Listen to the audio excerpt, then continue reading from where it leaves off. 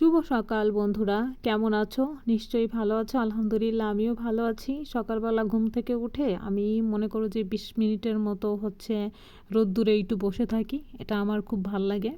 আর এদিকে জান্নাতুল হচ্ছে যে ঘুম থেকে উঠে ঝুঁটি করে ব্যাগ নিয়ে আসছে। ওর ব্যাগের থেকে টাকা বের করতেছে, ও দোকানে যাবে। বলতেছে চলো মেজমা আমরা দোকানে যাই।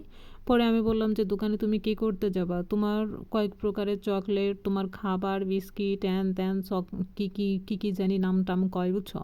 আম্মু কার্টুন ধরে ধরে কিনে নিয়ে আসে। সেইগুলো থাকা সত্ত্বেও তাকে এখন ভোরবেলা সে ঘুম থেকে উঠছে। এই ঘুম থেকে উঠে সে এখন তাকে দোকানে নিয়ে যেতে হবে।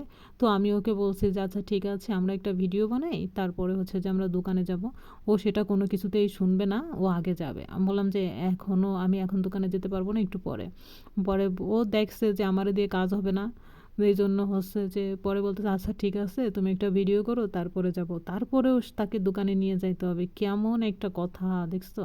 এ দেখো জান্নাতুল কত ঢং করে নাচে আর কত স্টাইল দেয়। আর তার সব থেকে বেশি baby pink, hot pink, magenta এরকম কালার তার বেশি পছন্দ, এবং সে সব কিছু ম্যাচিং ম্যাচিং করে। দেখো, জামার সাথে প্যান্ট ম্যাচিং, তারপরে যে জুতা ম্যাচিং, এইটা কিনছে, বুঝছো?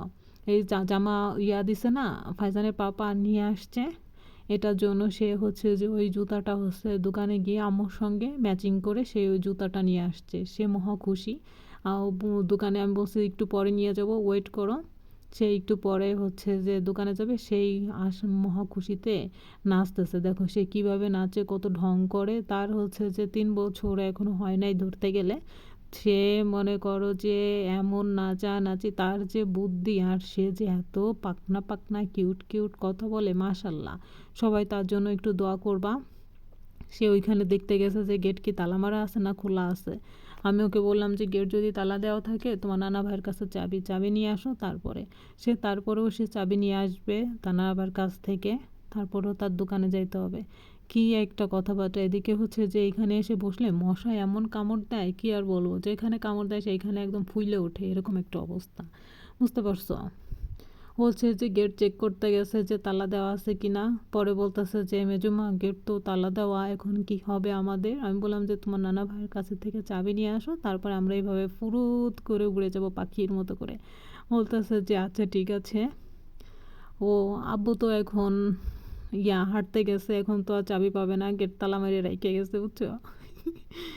এখন বলতেছে নানা ভাই আসা পর্যন্ত অপেক্ষা করতে হবে, না হলে আমরা কিভাবে যাব। কত ঢং কাহিনী, কত কিছু করে। দেখো তার স্টাইল, মানে বুঝবা না। এরকম একটু করলে, ওরকম একটু বললে বললে মেজমা এইভাবে না, এইভাবে এইভাবে স্টাইল দিলে ভাল লাগবে, এরকম সাজলে ভাল লাগবে। শুধু কাহিনী আসে, ইউটিউব দেখে সাজুকুজু শিখে, বুঝছো? সে কোন জামা কোন স্টাইল পরবে, কিভাবে কি করবে, সে ইউটিউব দেখে দেখে সব শিখে নেয়, বুঝছো?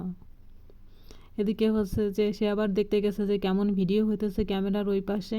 আমি বললাম যে কেমন লাগছে? বলতেছে মেজমা অনেক কিউট লাগছে তোমাকে। আমি বললাম যে ও আচ্ছা, চলে আসো বাবা এই পাশে আবার।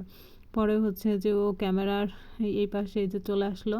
এখন বলতেছে মেজমা একটা নাচ দেখাবো। বললাম যে আচ্ছা ঠিক আছে, তাহলে তুমি একটা নাচ দেখাও।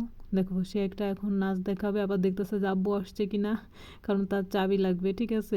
না হলে তো গেট থেকে বাইরে বের হইতে পারবো।